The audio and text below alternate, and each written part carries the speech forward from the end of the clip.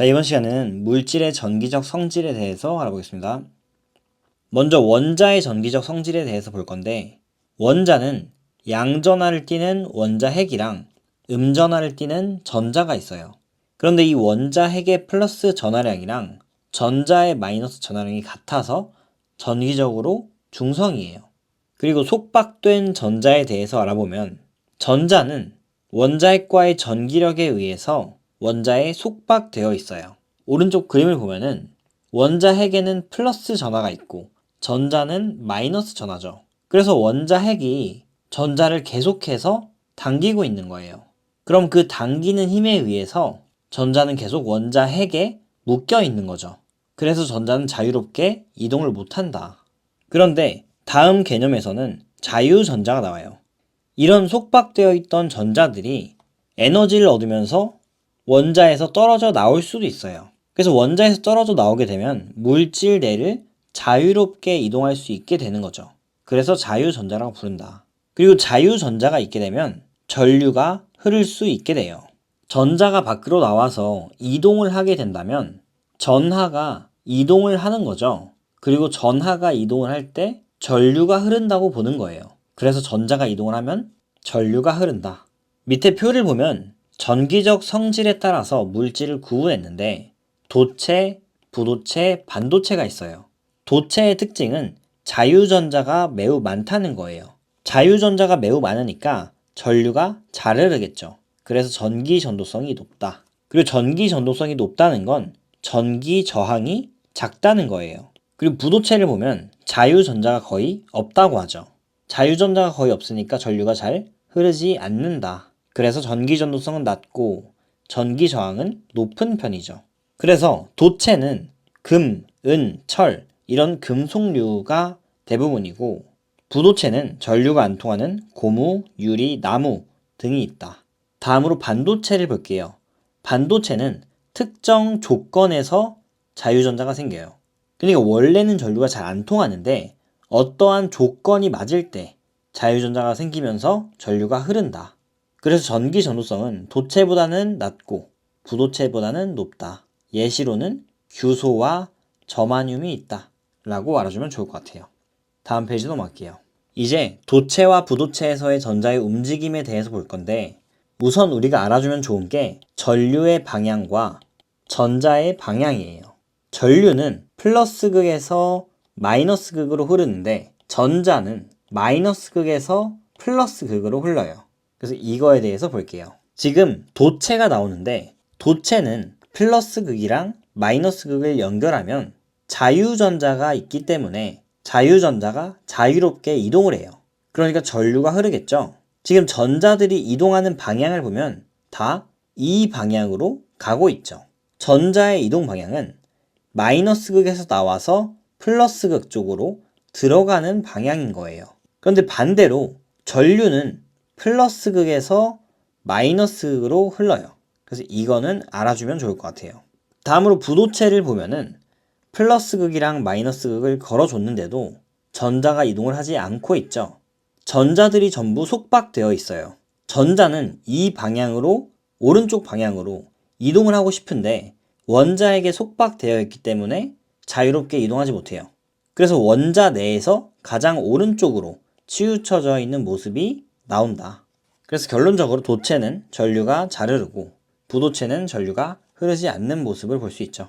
다음으로는 순수 반도체에 대해서 볼게요. 순수 반도체는 불순물이 첨가되지 않은 순수한 반도체이다. 원자과 전자가 4개인 14족 원소들로만 이루어져 있어요. 지금 밑에 그림을 보면은 전부 다 규소들로 채워져 있죠. 그리고 자유전자가 없을 수밖에 없는 게 모든 전자들이 전부 다 결합에 참여하고 있어요. 그러니까 남는 전자가 없는 거죠. 그런데 불순물 반도체에 대해서 보면은 순수 반도체에다가 불순물을 첨가했다고 나와요. 여기서 말하는 불순물은 나쁜 물질 같은 게 아니라 13족이나 15족 원소예요. 그래서 불순물을 첨가하면은 전기적 성질이 변화된다는 거예요. 먼저 첫 번째로 나오는 N형 반도체의 경우는 15족 원소를 첨가한 거예요. 중간에 P를 넣어가지고 전자 하나가 남는 모습을 볼 수 있죠. 그럼 이렇게 남은 전자는 자유롭게 이동할 수 있는 거예요. 15족 원소인 인을 넣었기 때문에 원자가 전자가 5개라서 전자 1개가 남았다. 그리고 이 남은 전자는 자유롭게 이동할 수 있다. 그렇기 때문에 이런 N형 반도체는 전류가 잘 흐르겠죠. 남는 전자가 있으니까. 그리고 순수 반도체는 자유전자가 없어서 전류가 흐르지 않는다. 그리고 P형 반도체는 13족 원소를 넣은 거예요. 그래서 붕소를 넣은 모습을 볼 수 있는데 붕소는 원자과 전자가 3개예요. 그래서 전자가 1개가 모자라는 모습을 볼 수 있어요. 그런데 이 전자 1개가 모자라게 되면은 주변에 있는 전자가 이 모자른 전자 부분에 올 수가 있는 거예요.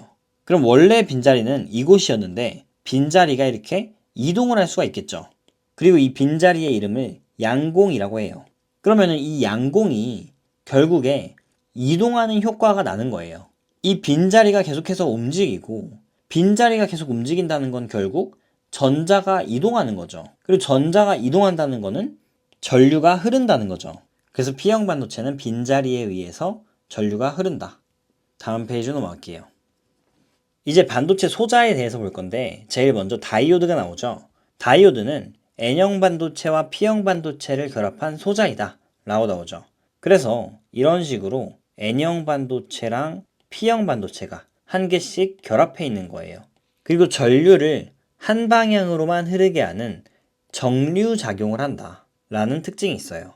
조금 더 자세히 보면은 우선 P형 반도체와 N형 반도체를 그려보고 다이오드가 됐는데 여기다가 전지를 연결해 줄 거예요. 전지는 플러스 극이 긴 쪽이에요. 그리고 마이너스 극이 짧은 쪽이에요. 그리고 방향을 바꿔서 N형 반도체가 왼쪽에 있고 P형 반도체가 오른쪽으로 있을 때를 볼게요. 두 경우에 전류를 흘려보면 첫 번째 경우에는 전류가 흐르고 두 번째 경우에는 전류가 흐르지 않아요. 이 이유가 뭐냐면 플러스 극이랑 P형 반도체랑 맞닿아 있을 때만 전류가 흐르는 거예요. 그리고 플러스 극이랑 N형 반도체랑 맞닿아 있으면 전류가 흐르지 않아요. 그래서 플러스 극이랑 P형 반도체랑 연결되면 전류가 흐른다. 그래서 이렇게 되면은 이 다이오드는 전류를 항상 이 방향으로만 흘려보내줄 수 있어요. P형 반도체에서 N형 반도체 쪽으로만 전류를 흘려보내줄 수 있는 소자이기 때문에 전류를 한 방향으로만 흐르게 할 수 있다는 거죠. 그리고 그 작용의 이름이 정류작용이다. 다음으로 발광 다이오드를 볼게요.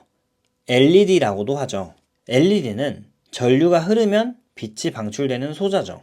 그리고 첨가하는 원소에 따라서 방출되는 빛의 색이 다르다 라는 것까지 알아주면 좋을 것 같아요. 다음으로 유기 발광 다이오드 OLED라고 하고 전류가 흐르면 유기 물질 자체에서 빛이 방출된다. 그리고 얇고 가볍다. 또 휘어지는 특징이 있어요. 그래서 휘어지는 디스플레이에 사용할 수 있다. 다음으로 트랜지스터. 트랜지스터는 N형 반도체와 P형 반도체를 복합적으로 결합시킨다. 그리고 증폭작용, 스위치 작용 등을 한다. 증폭작용이라는 것은 이름 그대로 전류나 전압을 증폭시켜줄 수 있다는 거예요. 그리고 스위치 작용은 말 그대로 스위치처럼 껐다 켰다 할 수 있는 거를 도와줄 수 있다는 거죠. 그래서 이런 기능들을 트랜지스터가 한다. 다음으로 집적 회로. 매우 많은 트랜지스터나 다이오드 등을 하나의 칩으로 매우 작게 만든 것이다. 그리고 회로 사이의 거리가 짧아서 신호를 빠르게 전달할 수 있다. 섬세한 나노 공정 등을 통해서 조그마한 칩에 엄청나게 많은 소자들을 넣어 놓는다. 그게 바로 집적 회로라는 거죠. 그래서 오늘 수업은 여기까지고 영상이 유익하셨다면 구독 눌러주시고 좋아요 눌러주시면 감사하겠습니다.